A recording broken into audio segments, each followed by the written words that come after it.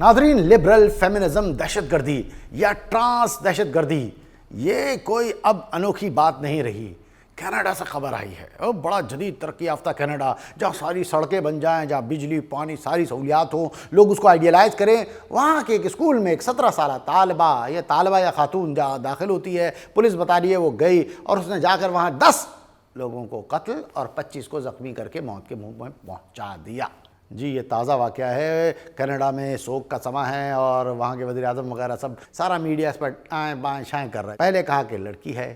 اب social media پہ accounts کے ذریعے بات ظاہر ہوئی کہ لڑکی نہیں تھی، وہ 3 سال قبل لڑکا تھا، وہ لڑکی بن گیا تھا، یعنی ٹرانس تھا۔ اب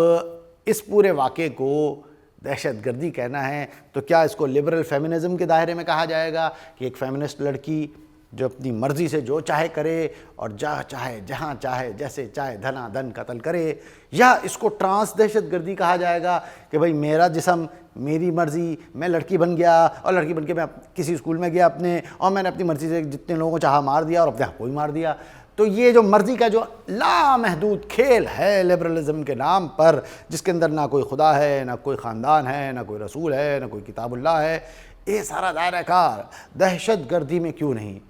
اب سوال یہ ہے کہ آنے والے دنوں میں اس کو بھی ایک مریض بنا کر پیش کیا جائے گا، بتایا جائے گا یہ ذہنی مریض تھا یا تھی یا جو بھی تھا، تو اس کے لیے اس کے دل میں کچھ ایسے جذبات پیدا ہو گئے جس نے یہ انتہائی قدم اٹھا دیا۔ تو سوال یہ کہ یہ انتہائی قدم انتہا پسندی کیوں نہیں،